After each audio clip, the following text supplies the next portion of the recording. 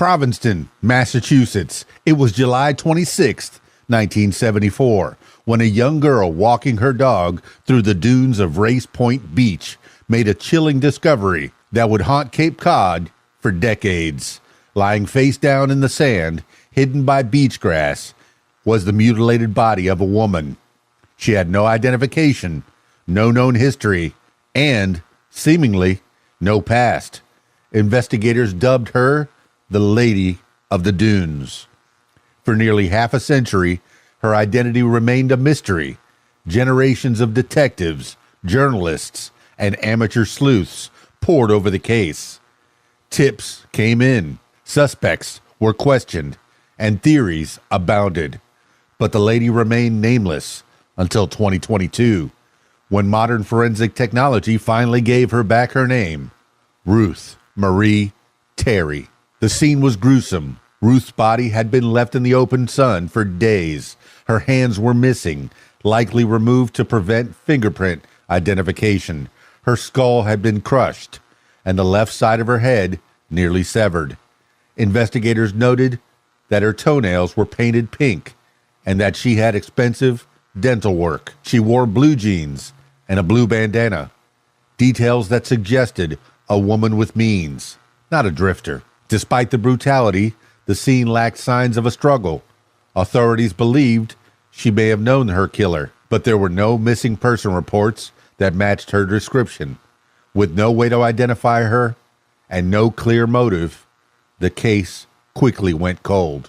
Over the years, the Lady of the Dunes became Massachusetts' most enduring unsolved murder. Countless theories emerged: mob hits, serial killers, human trafficking. In the 1990s, some speculated she was a victim of notorious mobster Whitey Bulger. Others tied her death to serial killer Haddon Clark, who once claimed he had killed a woman on the Cape in the 70s. But perhaps the strangest twist came from Hollywood. In 2015, horror author Joe Hill, son of Stephen King, was watching Jaws, which had been filmed on Martha's Vineyard the summer after Ruth's murder. In the background of one scene, Hill noticed a woman who eerily resembled the composite sketch of the Lady of the Dunes. Same build, same clothing, same bandana. Could Ruth Marie Terry have been an extra in Jaws just before her death? The theory was tantalizing.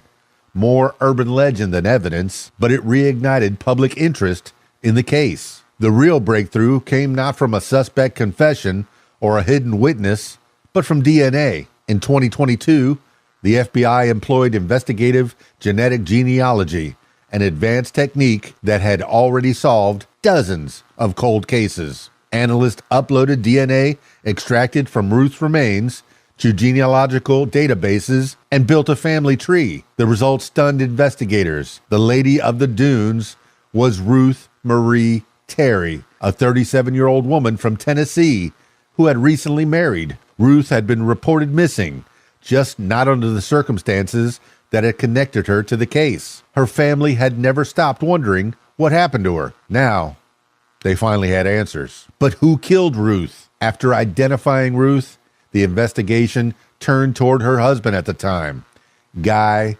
Rockwell Moldavan. Authorities now believe Moldavan murdered Ruth shortly after their honeymoon.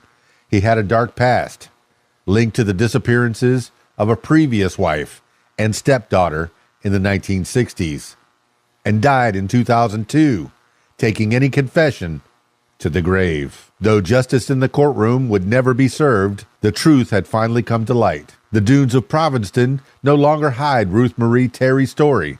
Thanks to persistence, science, and a little luck, the Lady of the Dunes is nameless no more, but her story lingers, haunting, tragic, and a testament to how time and technology can resurrect the silenced voices of the past.